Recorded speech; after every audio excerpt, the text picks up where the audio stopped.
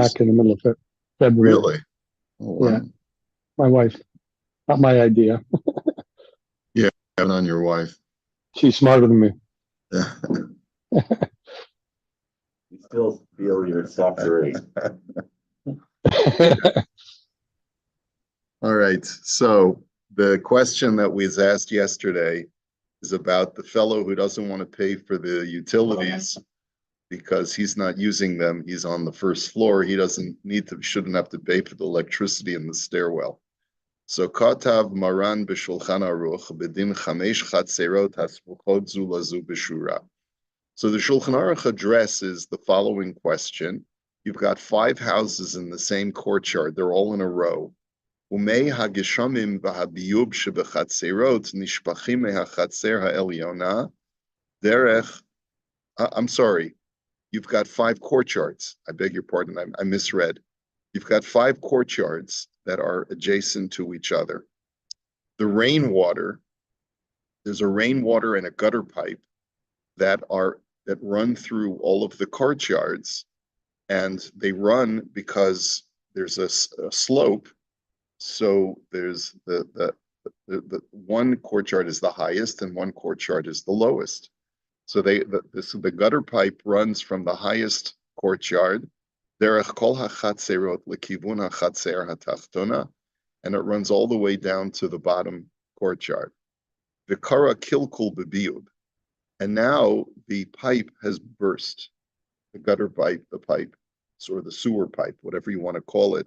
It's not a sewer pipe. It's for rainwater, and it has burst. It's broken. Im hitkalkel bitzad shel hatachtona, kol hachatzerot tzrichot lihishtatef bahotzaot hatikunim. He says if the pipe breaks towards the bottom, so then all of the courtyards have to participate in the repair of the pipe. Kevin shegam he mishtamshim v'nehenim bazeh, because they all benefit from that pipe. Acheret lo yihiyeh makom lemei hageshamim shelahem la'an lalechet, because without that pipe being fixed, there will be no runoff. There'll be no way to divert their rainwater. Aval im chal kilkul bitzad hachatzer ha'elyona. But let's say the breakage happens at the upper courtyard. So the rainwater is still caught for all of the lower courtyards, because I guess it's more of an aqueduct. It's not so much, it's not really a pipe, it's an aqueduct. And so the rainwater will still be caught by the lower portions of the pipe, and it's only the upper part of the pipe that's going to be affected.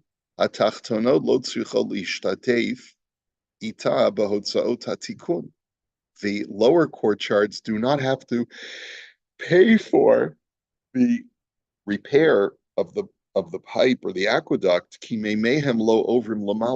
because their water doesn't flow upwards.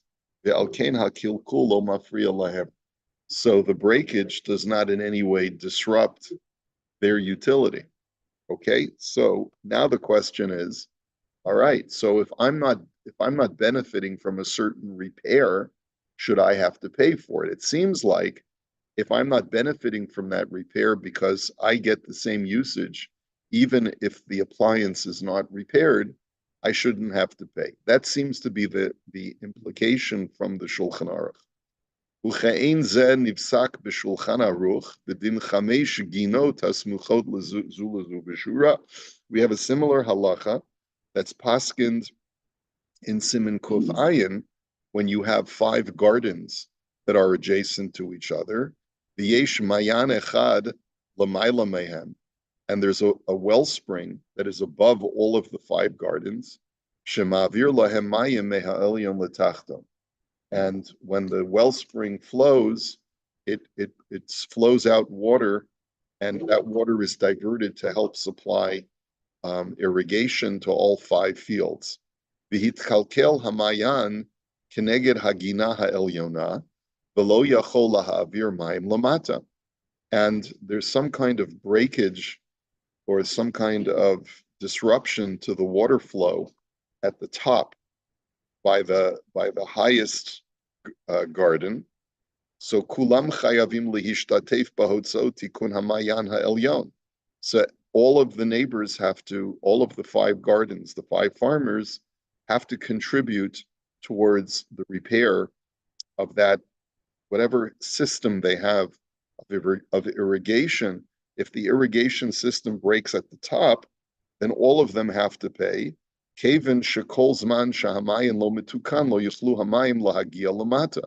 Because so long as the irrigation system is broken, the people that below it will not be able to receive water. So the repair of the irrigation system really helps them all. But let's say that whatever the pipe or duct they have to help the irrigation only breaks at the bottom, then only the bottom garden has to bear the burden of the repair.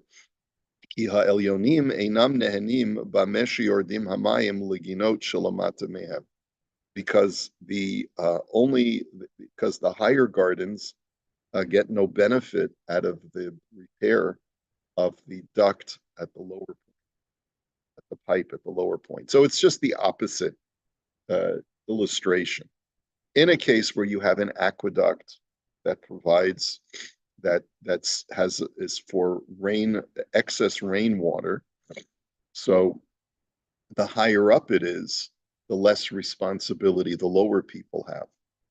In a case of an irrigation system, the lower it is, the less obligation the people above have. It's the same halachic principle, okay? The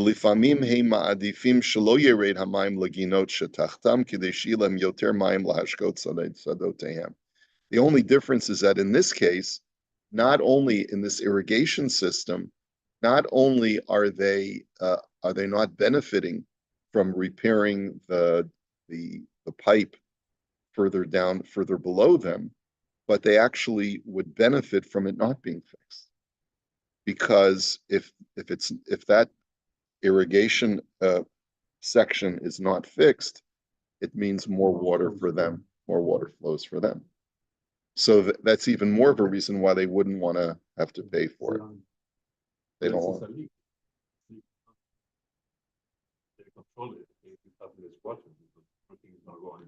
Right. It must be that this is not a question of a leak, but it's a question of maybe it's a pipe to a wellspring that's probably capped at the end, and then it gets obstructed towards the bottom. So the guy in the bottom is not getting the water. Okay. Now, v'lichora lefi shnei hadinim hanal, zeh shegar b'koma hatachtona v'lo neheneh v'lo mishtamesh b'ta'ora shel cheder hamadregot. It would seem, according to this principle, that the guy who lives on the bottom floor and is not at all benefiting from the lighting in the stairwell, eino chayev lihishtatef b'hotza'ah, should not have to participate in the electricity bill. Omnam, however, kol zeh midina de Gemara, v'kach nifsak b'shulchan aruch uchenal. He says that's all from the times of the Gemara, and that's how the halacha is gepaskin. And in theory, it's certainly conceivable in an agricultural system, or an agricultural setting, why that would be the case. Aval bizman hazeh shegarim bevinyanim meshutafim, but today, when people live in jointly owned buildings, where each person owns his own unit, but they jointly own the shared areas, kol adam shekoneh dira, then any person who purchases an apartment osakein al dat shahachrayut v'achzakat harukush hamishutaf mutelet al kulam, does so with the tacit understanding that all expenses that go into the public, the shared area, is shared equally by everybody. V'lachein, and therefore, gam hadayar shegar b'koma hatachtona chayav lihishtatef b'hotzaot chashmal hamadregot v'hanikayon ki yeter hadayarim. And therefore, the guy who lives on the first floor does have to pay his share in whatever expenses are put out for the maintenance of the building, including the electricity in the stairwell that he doesn't use, and the cleaning of the stairwell also. It's probably cleaned once a week by a custodian, and he could say, what do I need the stairs? I don't need the stairs, right? But the answer is that when you bought into the apartment building, it was with that understanding that you would participate equally. Let's just take a quick look at the footnote. He says, "Lefize yesh ladun ba'od kayotze bo." So let's think about this. He says, in other instances, kagon ha'im mishagar b'koma rishona chayav lihishtatef b'hotza'ot ha'ma'alit. Guy who lives on the first floor, should he have to pay for the expenses for the repair of the elevator, uchidome, and the like? Demashma mehashulchan aruch hanal shehu patur, because it seems like from the Shulchan Aruch that anyone who's not benefiting from a repair should not have to pay for it. Me'idach yesh litzaded l'chayvo l'shalem.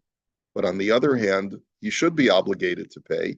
Ki ein nidon didan domeh mamash l'din hashulchan aruch hanal. He says because it's really not analogous to the case of the Shulchan Aruch. Dahatam ayri b'chi hagavna she'echad lo nehene klal. He says because in the case of the Shulchan Aruch, the lower or the higher neighbors are not benefiting at all.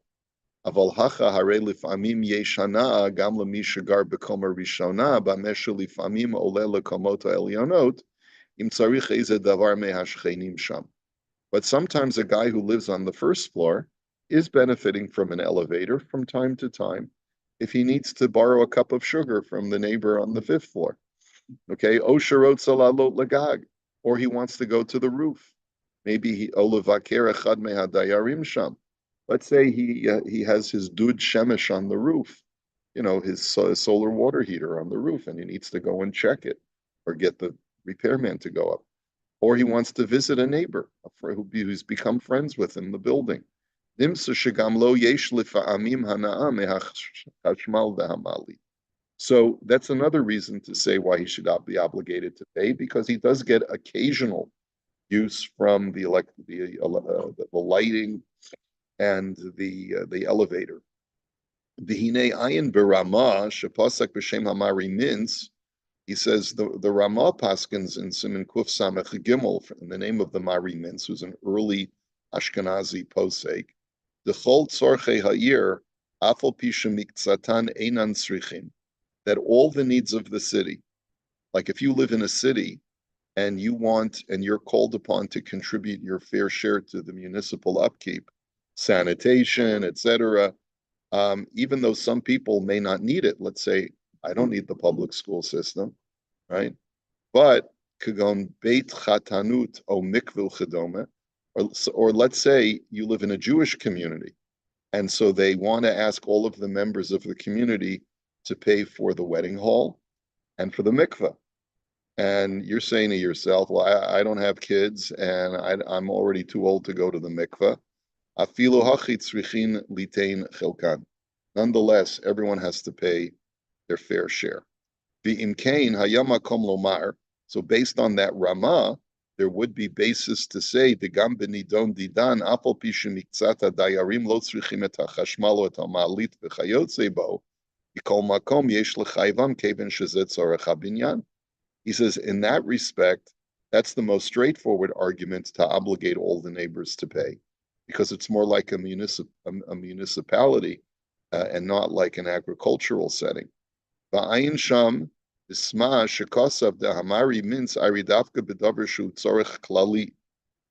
Mari Mintz was only addressing things that are public utilities. Aval bedavar prati. But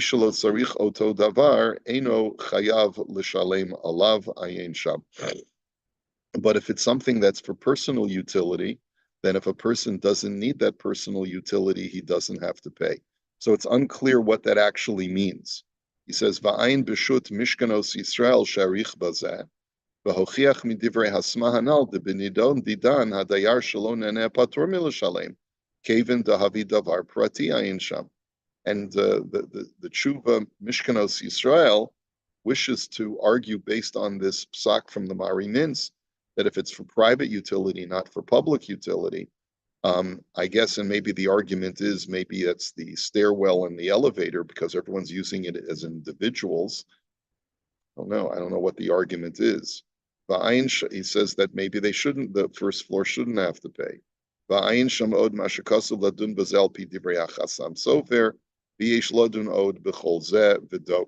And there's more to examine in this. But of course, it's really unheard of for a neighbor to say that he's not going to pay his fair share. So we're not surprised, even though the annotator suggests that there may be a difference of opinion among different poskim, but it seems pretty clear that, and I don't really understand the Mahari Mintz's statement or the Smaz statement that the Mahari Mintz is talking about, where there's public utilities versus private utilities. I don't know what that means. I don't understand the distinction that he's making, because everything could be a private utility as long as it's one person at a time who's using it. Same thing could be said about a mikveh or about a wedding hall. So I don't see the distinction. But in any event, in the next footnote, he says that using Reb Shrage's psak, that everyone has to pay their fair share. He says, that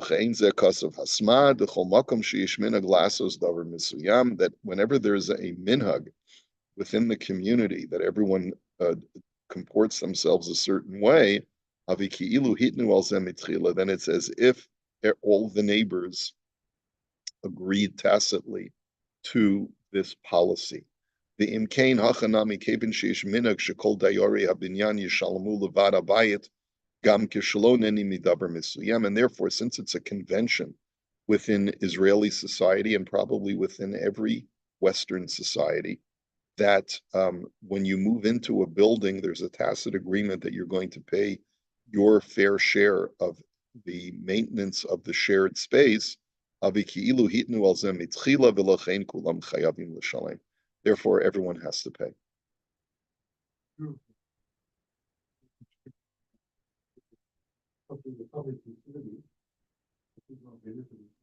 Why is it not a public utility? What about? Well, hold on a second, Izzy. Sure. Barry's asking about an Eruv. I don't understand what I don't see the distinction that you're making. Yeah.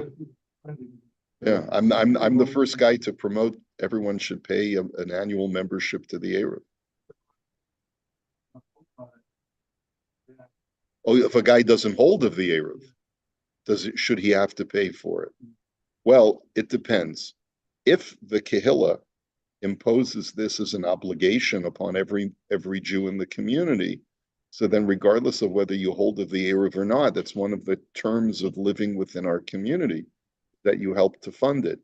In a place like a city like Toronto, and it's probably the case in most other cities, no one can obligate you to pay for maintenance of Jewish public works.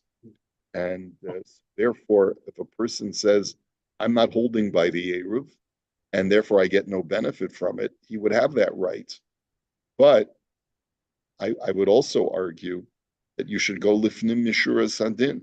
If you think the institution of Eruvin is a good institution, which it is, then whether or not you hold of the Eruv, you should still say, this is the Gemara itself says that every mavoi should have an Eruv.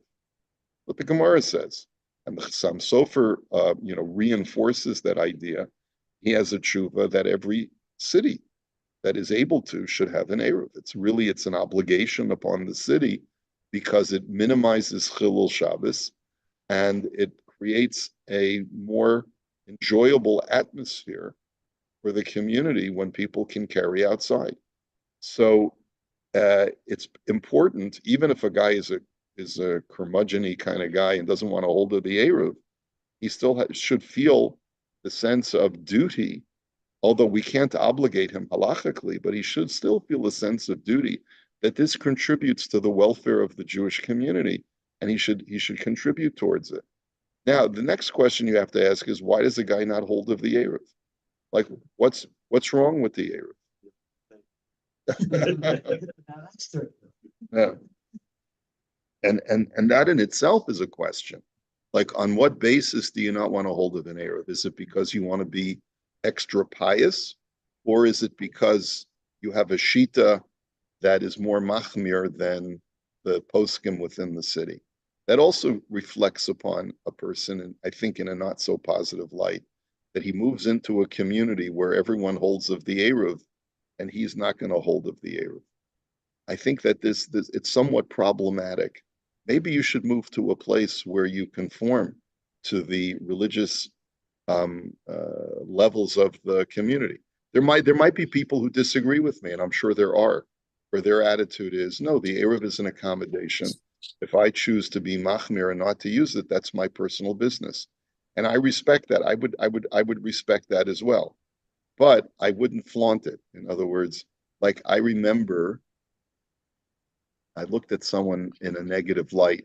I remember a situation when I was in LA, and we had just upgraded the Eruv for the entire city. Got the haskama of all of the poskim in the city, and there was a meeting of the rabbanim and so forth and so on.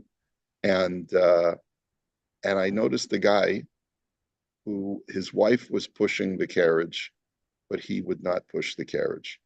And he said he took the shita that he wants to be machmir on himself. But my attitude was, so what? It's on your wife's cheshbon. Right. Like, so now your wife has to schlep the kids because you refuse to pick them up and carry them. So she has to pick up the kids and schlep the little 2-year-old. That doesn't seem right to me either, right? But people are funny, right? So anyway. So what about a Gentile who lives in a Jewish building and they put up a sukkah, or a Jew that lives in a complex where they're putting up Christmas lights? I think that's a great question. I think yeah. Do you have to? First of all, do you have to? And second of all, are you allowed to contribute to the Christmas lights? Okay, so Baruch Hashem, you don't have that problem, Wayne. Do you live in an apartment or do you live in a private?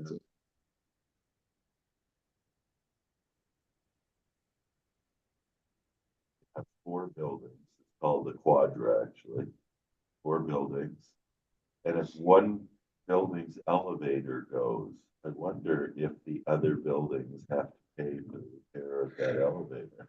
It would all depend on on what was arranged at the beginning. In other words, if it's one homeowners association that pays for the maintenance of all 4 buildings, then a person doesn't have the right to abstain. It's part of the social contract that you made.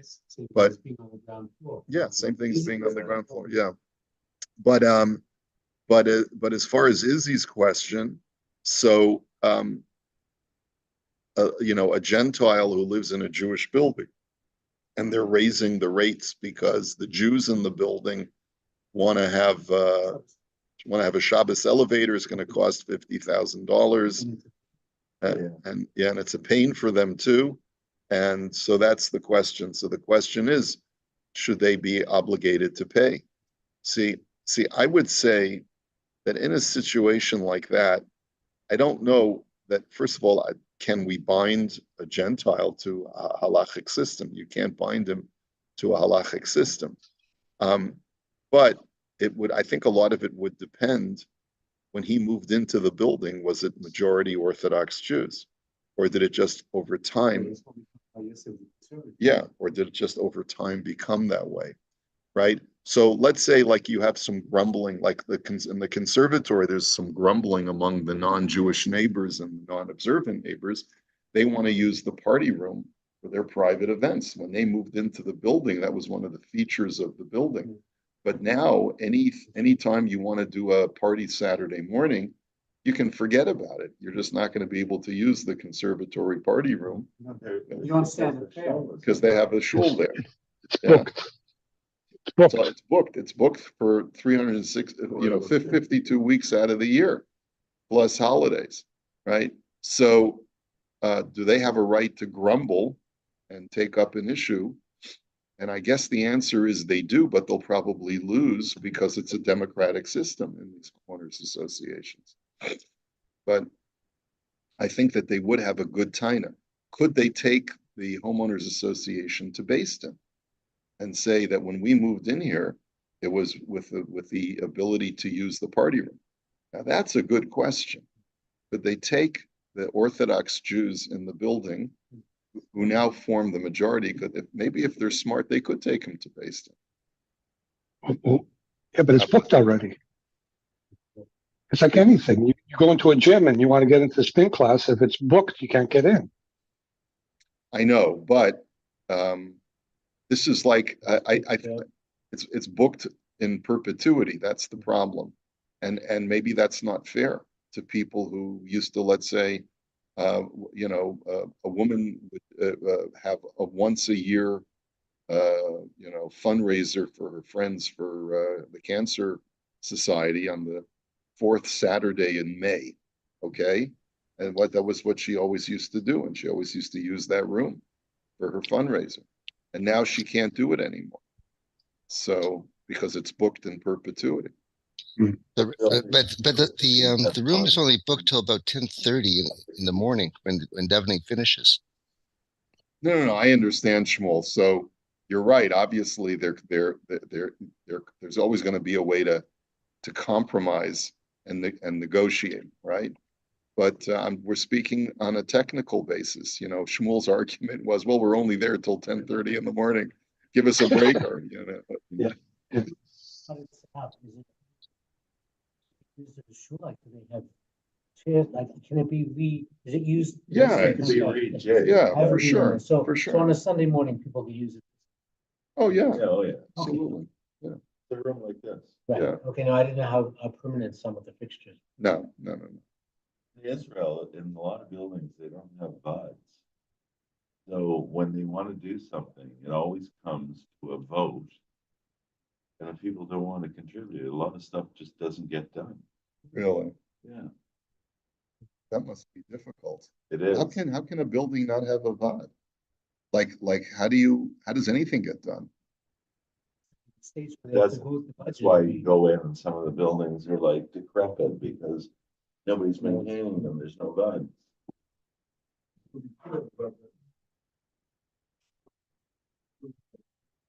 Yeah. Okay. So then Izzy asked another question. What about a Jew who is asked to contribute to the Christmas lights? The building wants to put up some kind of seasonal decoration. Humbug. It says the Jew.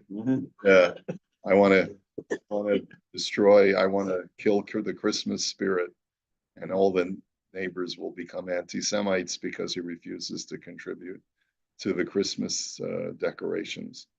Well, probably not a good idea for the Jew if he's in the minority to refuse to contribute to the Christmas decorations. Probably not a wise decision. May make a chilul Hashem. And then the question is he permitted to? It depends. Are the Christmas lights considered to be of a religious nature? I would argue, unless it's a manger scene, where they put up a replica of the three visitors. What are they called? I don't know. The three wise men. Thank you for your great knowledge of. Yes. So the three wise men visiting the little baby in the manger, or no, visiting Mary and Joseph in the manger. They point to the North Star and whatever.